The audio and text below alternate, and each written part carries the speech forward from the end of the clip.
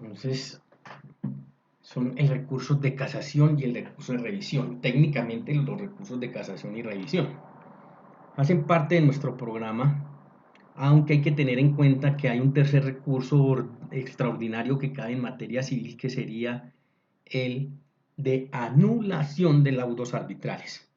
Pero, como dentro del contexto del Código General del Proceso se atienden solo el de casación y revisión, pues a esos nos referiremos.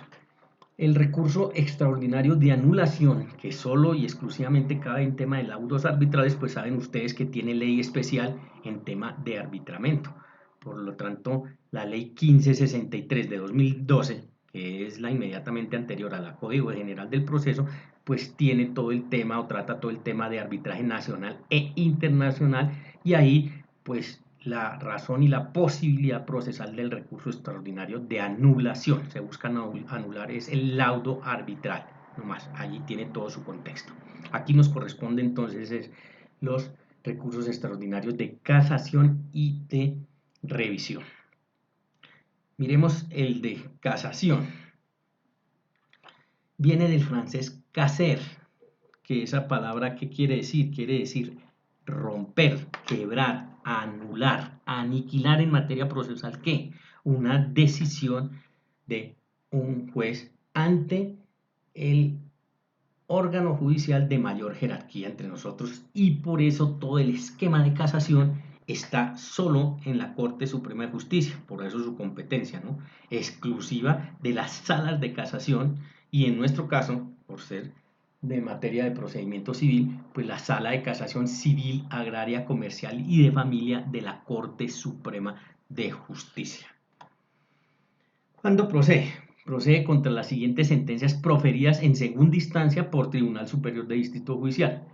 Entonces, caben allí todos los procesos declarativos, respecto de todas las de procesos declarativos, todas las acciones de grupo cuya competencia sea la jurisdicción ordinaria, en este caso, pues en lo civil. También las dictadas para liquidar una condena en concreto, sería proceso adelantar un incidente que se resuelve con sentencia 278, que es nuevo. La condena en abstracto puede ser dictada en declarativos o en ejecutivos. Entonces aquí tener en cuenta que esto ya lo hemos visto, y hablando de incidentes o en materia de incidentes, aquí vale la pena recoger y repetir que sabemos que todos los incidentes en materia civil se resuelven vía autointerlocutorio, excepto uno que decíamos que es nuevo en el Código General del Proceso, y es precisamente a este que nos estamos refiriendo, y es cuando vamos a pasar de una condena en abstracto a una condena en concreto. Como eso termina con sentencia, dijimos que era susceptible del recurso de casación, y aquí está su evidencia. También procede contra asuntos relativos al estado civil de personas, sobre la impugnación o reclamación del estado civil, y para las declaraciones de uniones maritales de hecho. Procede también contra pretensiones esencialmente económicas, el 338, pero maneja un tema de cuantía, porque dice que procede cuando el valor actual de la resolución desfavorable sea superior a los 1.000 salarios mínimos mensuales legales vigentes. Entonces no tiene aplicación contra sentencias en procesos de acciones de grupo ni en lo relacionado con los del estado civil de las personas. La casación adhesiva es permitida, así como la apelación adhesiva, bajo la misma figura, bajo la misma génesis, en el artículo 335, y dice: depende que la otra parte también impugne y el monto de su interés para recurrir supere el mínimo exigido, que es, ya sabemos, de 1.000 salarios mínimos mensuales legales vigentes. Se dice técnicamente que no es una instancia, pero si la Corte Suprema de Justicia casa la sentencia, se convierte en instancia, porque tendría que entrar a reemplazarla. Entonces aquí ha sido objeto también de mucha discusión en torno a que si efectivamente en Colombia hay 3 instancias o no. Digamos que no vamos a entrar en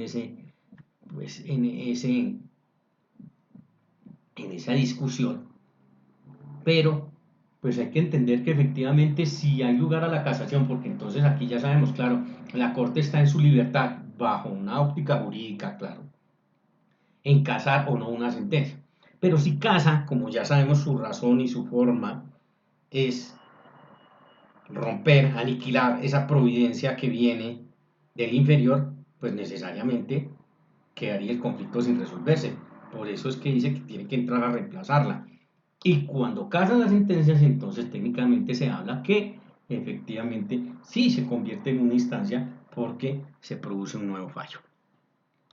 Y si no está determinado el valor del interés para recurrir, hay que establecerlo. Artículo 339, ¿no? Con los elementos de juicio que obren en el expediente, porque si tenemos ese problema y sabemos que hay una limitante en cuanto a el monto del recurso, pues tocaría entrar a establecerlo. El recurrente entonces puede aportar un dictamen pericial que no admite contradicción porque no se define la existencia de un derecho sustancial.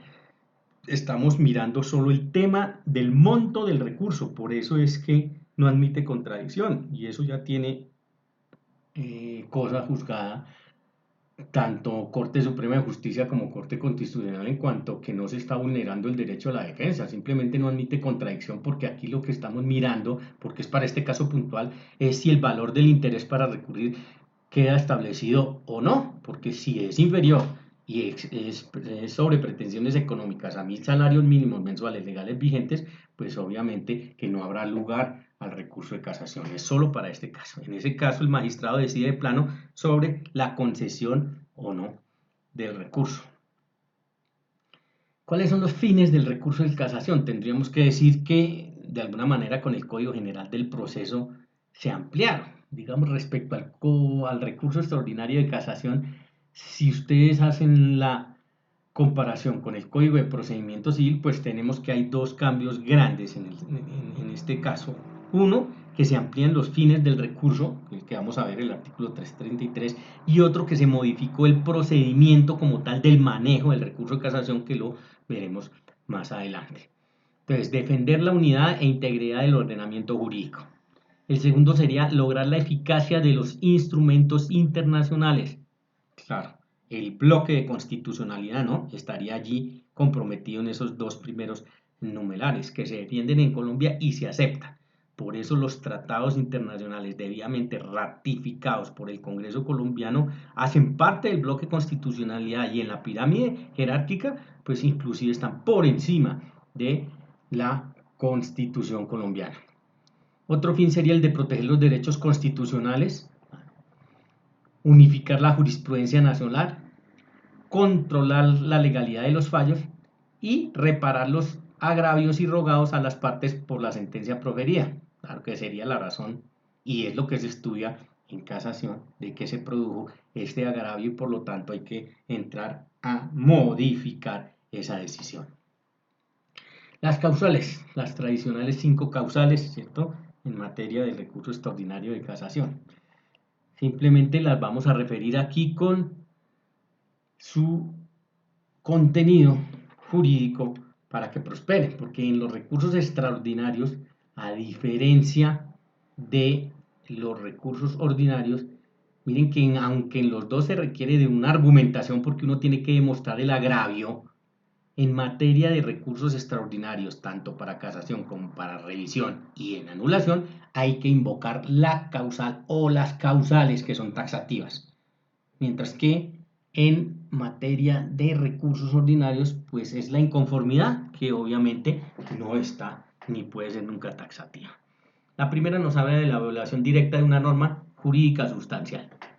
La segunda, la violación indirecta de la ley sustancial como consecuencia de un error de derecho derivado del desconocimiento de una norma probatoria o por error de hecho manifiesto y trascendente en la apreciación de la demanda de su contestación o de una determinada prueba o medio de prueba.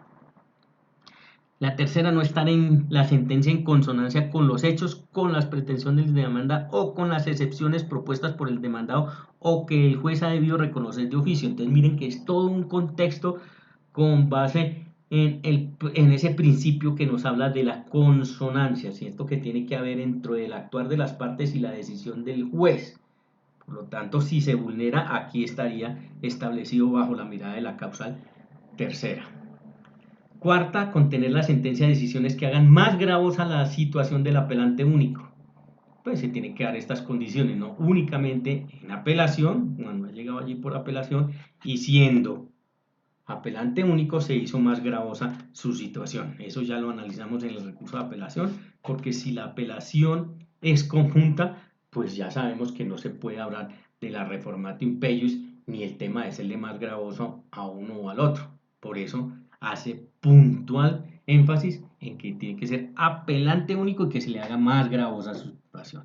Y la quinta, haberse dictado sentencia en un juicio viciado de algunas de las causales de nulidad consagradas en la ley, a menos que tales vicios hubieran sido saneados. Entonces, no es el simple hecho de existir la nulidad, ni es una nueva posibilidad que se abre en casación para nulidades que sean de carácter relativo, porque sabemos que la nulidad, siendo relativa, es susceptible de sanearse por acción o por omisión. Y si así se demuestra en el actuar de las partes, pues esa nulidad ya quedó saneada, por lo tanto no puede venirse aquí en casación a insistir en ella. Por eso hace énfasis que esas causales de nulidad consagradas en la ley y que esos vicios, tales vicios, no hubiesen sido saneados, porque si no, pues no habrá lugar a ella. Existe hoy la posibilidad de casar oficiosamente una sentencia. Miren que dentro del margen de la Corte Suprema de Justicia en su sala de casación podría oficiosamente casar una sentencia. ¿Qué se requiere para que eso suceda? El interesado tiene que haber interpuesto el recurso. Mire que ese oficiosamente aquí queda condicionado, porque uno podría entender como todas las actuaciones oficiosas que nosotros conocemos y es que el juez puede de mutuo propio. No, aquí le exigen unas condiciones. La primera, que una de las partes haya interpuesto el recurso. Segundo, formular en tiempo la demanda de casación, veremos que tiene todo un escenario, claro, el tema de la oportunidad. Y tercero, que los cargos formulados hayan sido desechados. Entonces miren que todo el contexto es a intentarla, pero que no fue posible. Sin embargo, oficiosamente, ahí es cuando entra la sala de casación, podría casar esa sentencia por tener un contenido jurídico que sea de interés o de carácter nacional y procedería de esa manera a hacerlo. La oportunidad y legitimación para interponer el recurso. Ojo que aquí vamos en la interposición del recurso, no hemos hablado todavía de la demanda de casación. Entonces el 337 nos dice, el término de ejecutoria de una sentencia de segunda instancia es de 5 días para interponer el recurso, así sea proferida en audiencia. Entonces hay que mirar que aquí es de 5 días para interponer el recurso de casación. Este término al que nos estamos refiriendo, si llega a haber aclaración, corrección o adición de la sentencia, contará desde el día siguiente al de la notificación de la providencia judicial. Claro, porque sabemos que existe la posibilidad de aclarar, corregir o adicionar una providencia judicial, pues obviamente que si acudimos a esos derechos, pues tendrá que ser desde el día siguiente al de la notificación de la providencia judicial.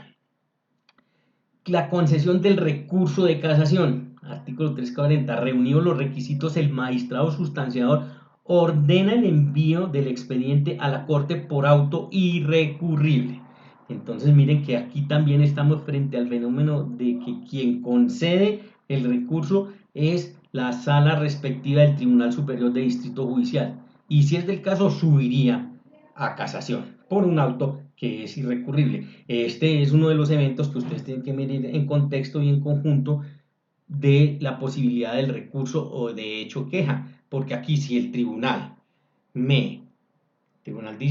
Superior de Distrito Judicial me niega la casación, pues yo podría interponer el recurso de hecho queja. Por lo tanto, el que lo concede es irrecurrible, mientras que el que lo niegue, reposición y el subsidio queja. Ya lo habíamos visto. Acuérdense que el de hecho queja es cuando nos niegan apelación, que ya miramos el caso, y aquí lo estamos mirando cuando nos niegan casación y tiene pues el mismo tratamiento.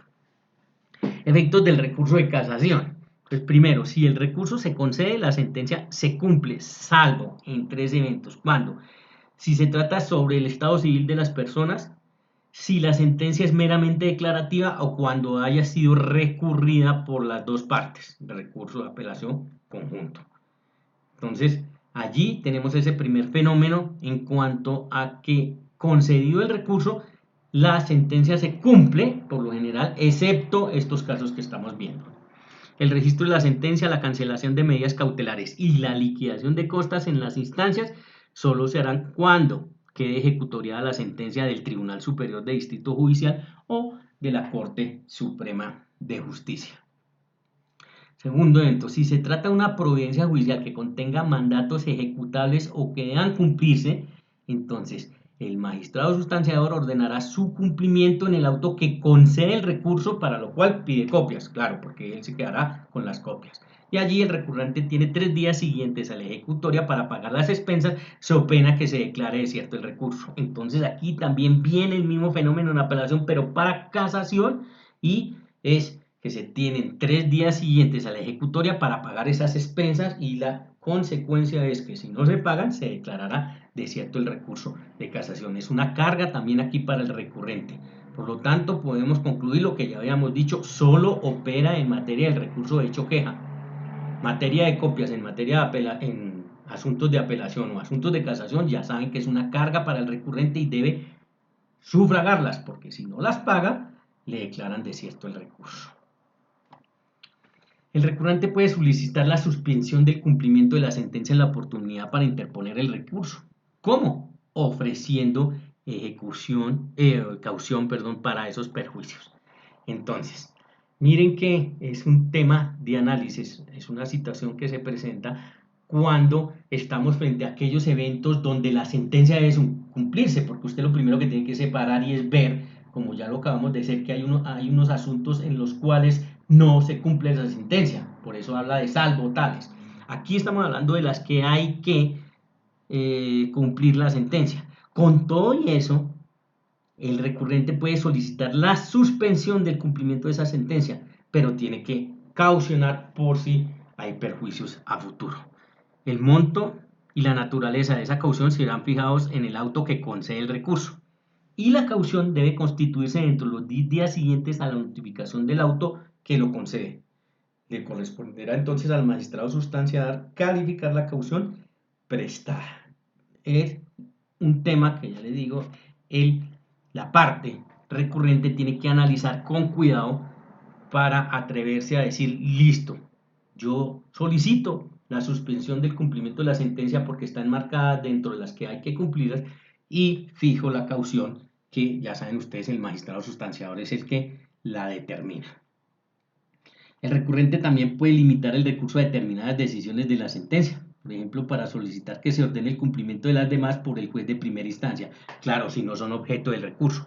O lo mismo si con el recurso se persigue más de lo concedido, y aquí es otro evento en el cual nosotros también ya habíamos analizado en apelación, y decíamos o mirábamos el evento de que si con el recurso se persigue más de lo concedido, se puede manejar el tema de lo concedido en cuanto a ordenar su entrega, porque como no se está peleando sino lo que es más de lo concedido, pues lo que es objeto de recurso es eso, y lo otro no tiene por qué quedar supeditado a la decisión del superior jerárquico. Si el recurrente no presta la caución o esa caución es insuficiente, entonces se ejecuta la sentencia, se ordena el pago de copias, y si no las paga, sabemos la consecuencia: se declarará desierto el recurso. Entonces, hasta aquí la segunda conferencia de hoy sábado 20 de junio.